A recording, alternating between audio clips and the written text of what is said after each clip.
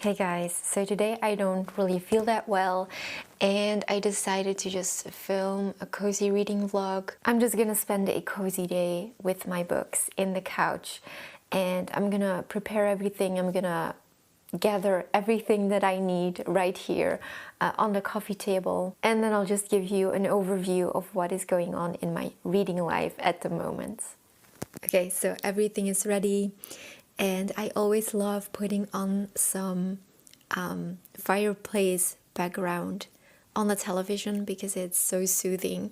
And on the table I have a big glass of water, I have some tabs, I have a pen. The pen that I'm currently using has black ink and it's from Parker. All my notebooks, because I am planning on doing some note-taking. I have my agenda. I have my iPad if I want to do some reading on there too.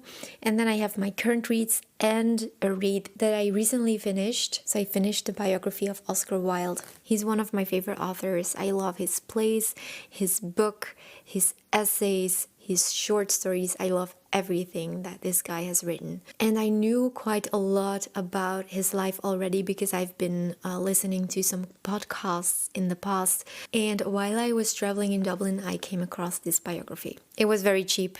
It was from a second-hand bookstore, and so of course I had to grab it. This is written by Richard Ellman. Now, I must admit that I wasn't impressed by the way this biography was written. I would have liked it to be less dry and written in a more clear way, because it often felt a bit chaotic. I do appreciate that there's photographs inside this book, and Oscar's story touched me very deeply. I think most of you will have read The Picture of Dorian Gray, because that's his most famous work. If you liked his novel, then I highly recommend checking out his theater plays. We are reading The Importance of Being Earnest, one of his most famous plays, with the book club this year, and I cannot wait to reread it. I have read everything by Oscar, and I've only once been disappointed. I didn't like Salome. I don't know if it's me or if it's just a play, but I really didn't like it. And I do want to share with you some quotes from this biography because they were so touching. So it's good to know that Oscar Wilde has been in a prison labor camp for 2 years. He has produced a lot of wonderful, beautiful, witty works. And after he got out of prison, he didn't produce any works anymore, which is such a shame. The descriptions of his prison life were eye-opening, horrible to read. I've been on the verge of tears for a couple of times while reading it, and what I really appreciate is that there are so many references to works that Oscar Wilde has read. Not only during his time in prison, but in general. I just have marked a lot of authors' names, authors' works that I intend to check out, and there were several lists of books that he requested while he was in prison. So that was his prison library list. And I've also turned it into a list myself because there are a lot of works that I want to get to. Knowing that he's been reading them, I really want to prioritize a lot of them, which leads me to what I want to start reading today. So one of the books on this list was Thomas Hardy's The Well-Beloved, and I happened to have it on my shelf, and so I really wanted to start a new book today. Oscar Wilde inspired me to pick it up today, so that's what I'm going to be reading later. But to return to the biography, there are some passages that I want to read to you. The man who is so occupied in trying to educate others has never had any time to educate himself. Nothing that is worth knowing can be taught. Second quote. For I have only now, too late perhaps, found out how all art requires solitude as its companion. Only now indeed know the splendid difficulty of this great art, in which you are a master, illustrious and supreme. Sometimes I think that the artistic life is a long and lovely suicide, and I'm not sorry that it is so. Next quote. One cannot extort affection with a knife. to awaken gratitude in the ungrateful were as vain as to try to awaken the dead by cries. Here is something that he said about the publication of The Picture of Dorian Gray. I am tired to death of being advertised. I feel no thrill when I see my name in a paper. I wrote this book entirely for my own pleasure. Whether it becomes popular or not is a matter of absolute indifference to me. Next quote. If we lived long enough to see the results of our actions, it may be that those who call themselves good would be sickened with dull remorse, and those whom the world calls evil stirred by a noble joy. And this one, which resonates most with me. Anybody can sympathize with the sufferings of a friend, but it requires a very fine nature to sympathize with a friend's success. I could go on, but I'm going to stop here. So first I'm going to finish reading a play by Euripides, which is called Medea. And when I have done that, I'm going to get started in The Well-Beloved by Thomas Hardy. I'm reading the Penguin Classics edition for this play. It is surprisingly easy to read, and I also highly appreciate the footnotes, which I always do, by the way. So yeah, let's finish this play first.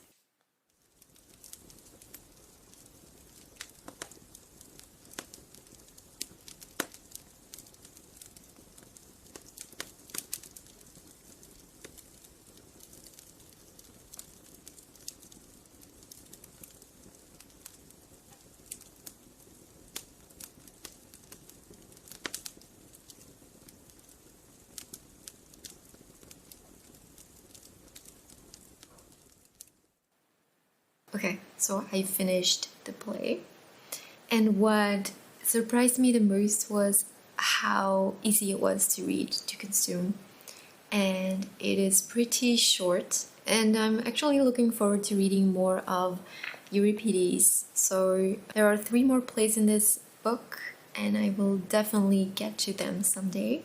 Right now I'm going to read in Les Misérables for a while. We are reading this book with the book club, and I want to make some progress in it. I'm going to take some notes, and yeah, that's what we're going to do now.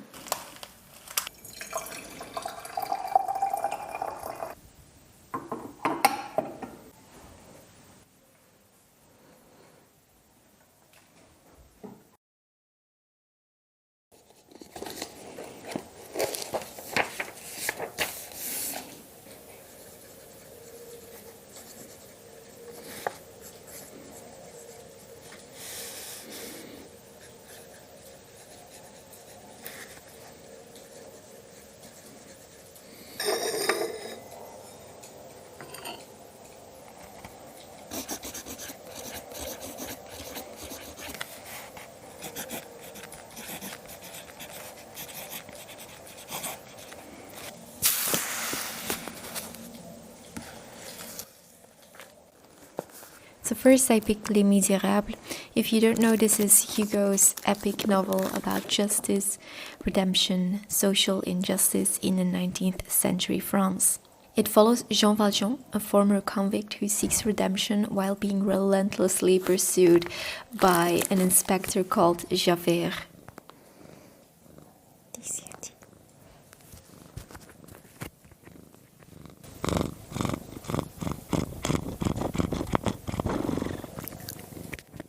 The novel weaves personal struggles with historical events, and particularly the Paris uprising of 1832. It's just a sweeping story of love and sacrifice and the resilience of the human spirit.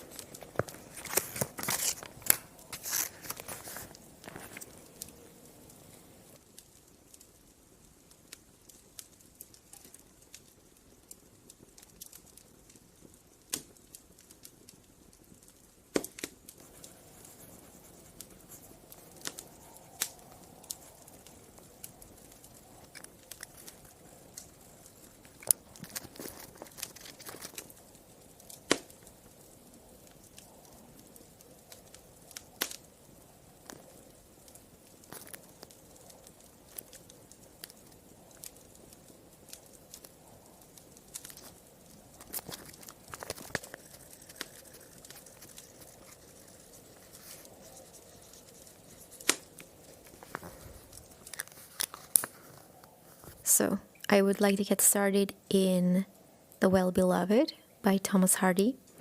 I love the cover, and I have absolutely no idea what it is about. I just love that it was on Oscar Wilde's reading list. So yeah, let's get into it. The Well-Beloved by Thomas Hardy is about Jocelyn Pearson, a sculptor of growing fame, and he's determined to find his ideal in womanhood, a quest that has led to many fruitless encounters. And just as it seems that he has found his heart's desire, disillusionment sets in and his burning love turns to ashes. This was his last novel to be published, and it marks the period of his transition from novelist to poet.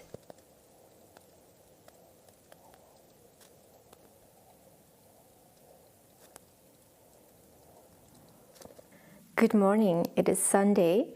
I was doing my morning reading session, and you guys know that I started reading The Well-Beloved by Thomas Hardy. The more I was making progress in the novel, the more I realized that I had already read it, because everything was coming back. And I feel so stupid. I read this last year. I went looking for my notes, and I had indeed written a little review.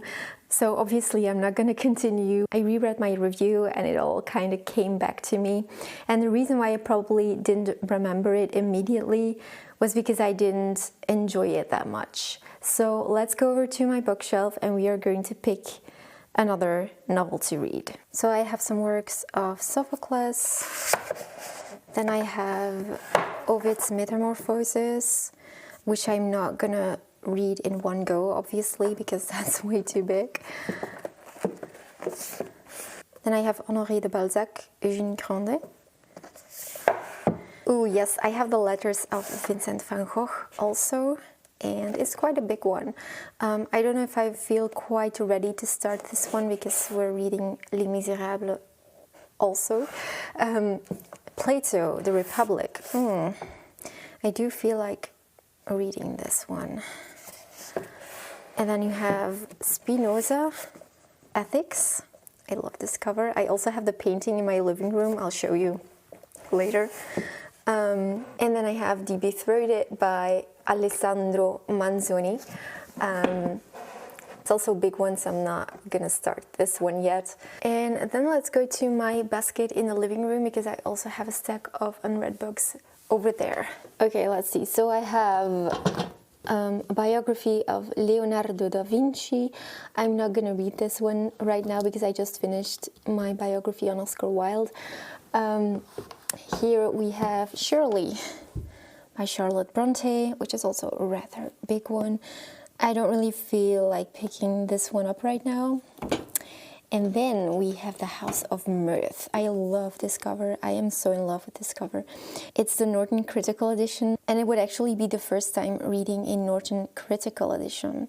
So I'm really, I don't know, I feel like reading the House of Mirth. I've never read anything by Edith Wharton before, so yeah, perhaps we should do this one.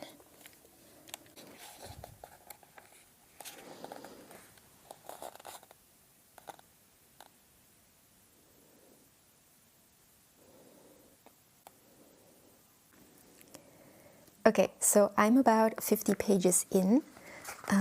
Let me see. Oh, 60 pages in. That's great. I must say that this novel isn't really for beginners. I would never recommend it for beginners in classics because the sentences are very long. And what I also notice is that, which is often the case with original English or American authors, is that their writing style is a little bit more difficult to digest. The main character feels really different from what I normally read. I don't like her at all, so I'm talking about Miss Bart, who is looking for, let's say, the ideal husband. And what I'm hoping for the most is that she kind of is going to make a change in her character, because right now she's really not that likable. I don't need likable characters in a novel because I love Wuthering Heights, but I do feel like she needs to undergo some change here. I'm really impressed with Wharton's writing style. She obviously knew how to write, and it's obviously a bit too soon to predict if I'm going to like this novel, but we'll see. So this was, by the way, the painting that I was referring to when I was showing you my copy of Spinoza. This is actually a poster that I cut into the size of the frame and then I just put it in. This is actually my go-to way to decorate and to use artworks here in the living room. Let me show you.